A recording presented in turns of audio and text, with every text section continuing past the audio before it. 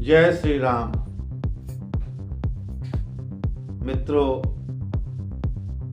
मनुष्य का जीवन जटिलताओं से भरा हुआ है, लेकिन अगर उसमें सात्विक गुणों का समावेश है तो अवश्य ही अपने जीवन की कठिनाइयों को कम कर सकता है।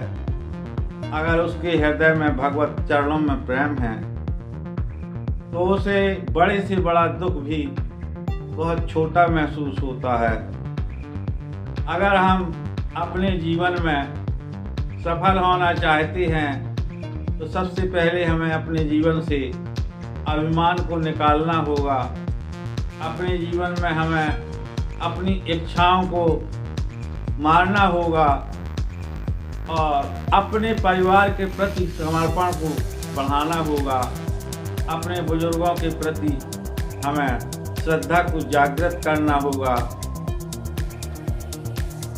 मनुष्य के जीवन में कब क्या परेशानी आ जाए कोई नहीं जानता है, और आज के युग में छोटी मोटी तमाम समस्याएं आती हैं, लेकिन अगर अर्थाभाव ना हो, पैसे की कोई कमी ना हो तो बड़ी से बड़ी मुसीबत भी छोटी लगने लगती है।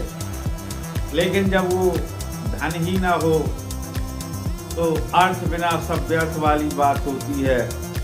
सारा संसार फीका फीका लगता है। सब रंग होने के बावजूद भी हमारे आपके जीवन में कोई रंग नहीं शेष रह जाता है। एक बार की बात है, जब एक सेठ जी थे और उनके 4 बेटे थे, 4 बहुएं थीं। सभी प्रकार की समृद्धि थी, लक्ष्मी का कोई अभाव नहीं था। लेकिन एक दिन सेठ जी ने स्वप्न में क्या देखा कि माता लक्ष्मी उसके सामने खड़ी हैं। उसने उसी स्वप्नवत अवस्था में प्रणाम किया, बोला, माते, आज आपके दर्शन देने का क्या कारण है? तब माता लक्ष्मी बोली, साहूकार, मेरी तुम्हारे यहाँ रहने की अवधि पूर्ण हो गई है। जो तुम्हारे पुण्य थे, प्रारब्ध के, वो सारे समाप्त हो चुके हैं। अब मैं किसी अन्यत्र स्थान पर जाऊंगी। तब सेठ कहता है, माता, ऐसे कैसे आप जा सकती हैं? हमारा आपका इतने वर्षों का रिश्ता रहा है। तो लक्ष्मी जी कहती हैं, ऐसा होना संभव नहीं है, क्योंकि मैं अपने समय सीमा पर बंधी हुई हूँ। लेकिन मैं तुम्हारे इस शालीन व्यवहार से और तुम्हारे धर्माचरण से बहुत प्रसन्न हूँ। इसलिए मैं चाहती हूँ कि तुम कोई एक वरदान मांग लो मेरे रुकने के सिवा। यानी कि मुझको रुकने के लिए नहीं कहना, और चाहे कोई भी वरदान मांगो मैं उसको जरूर पूर्ण करूंगी। तब सेठ जी बोले,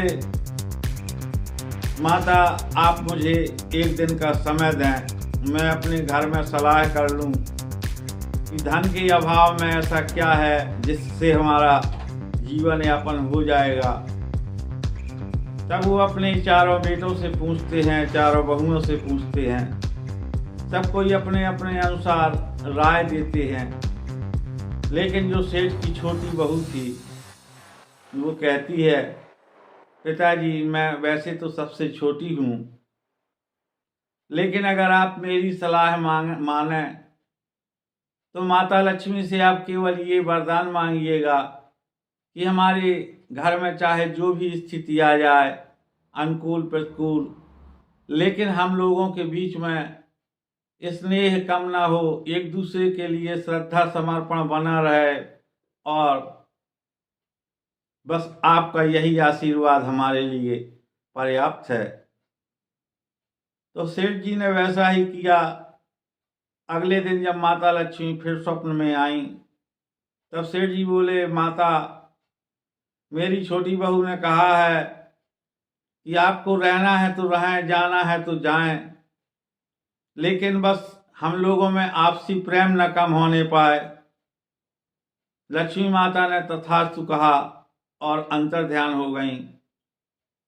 समय बीतने लगा, कुछ व्यापार में उतार चढ़ाव भी आए, और उसी बीच में एक दिन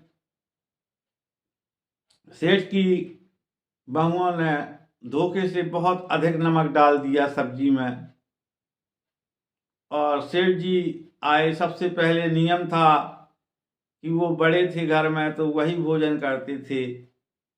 उन्होंने बिना कुछ कहे उस सब्जी को खाया और उठ कर के चले गए। बड़ा बेटा आया, उसने भी ये सोचा कि जब पिताजी ने कुछ नहीं कहा तो कोई तो कारण होगा ही, इसलिए वो भी शांत रहा और बिना कुछ कहे चला गया। उसने भी खाना खा लिया।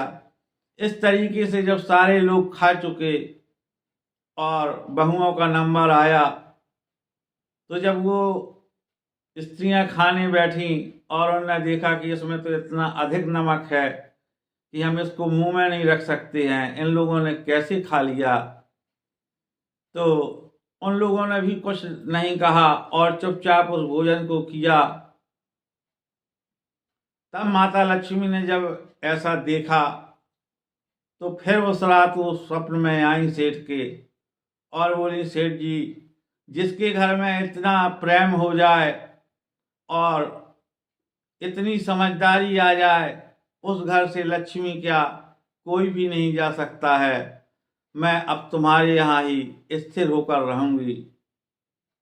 तो मेरे कहने का आशय ये है कि अगर इस कहानी को आप लोग अनुकरणीय बना लें तो आपके घर परिवार में कभी भी कोई ऐसी अप्रिय घटना हो या कोई ऊंच नीच हो जाए तो और कुछ ना कर सकें तो खामोश रहें, अपनों के प्रति समर्पण की भावना को रखें, और हो सकता है कि आप इतना ही करके अपने जीवन में एक बहुत सफल व्यक्ति बन जाएं।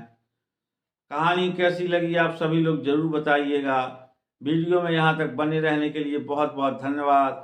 आप सभी लोग मेरे साथ हैं, इसके लिए हृदय से आभारी हूँ। अगर चैनल पर आप लोग नए आए हैं तो सब्सक्राइब जरूर करें। सभी को जय सिया राम।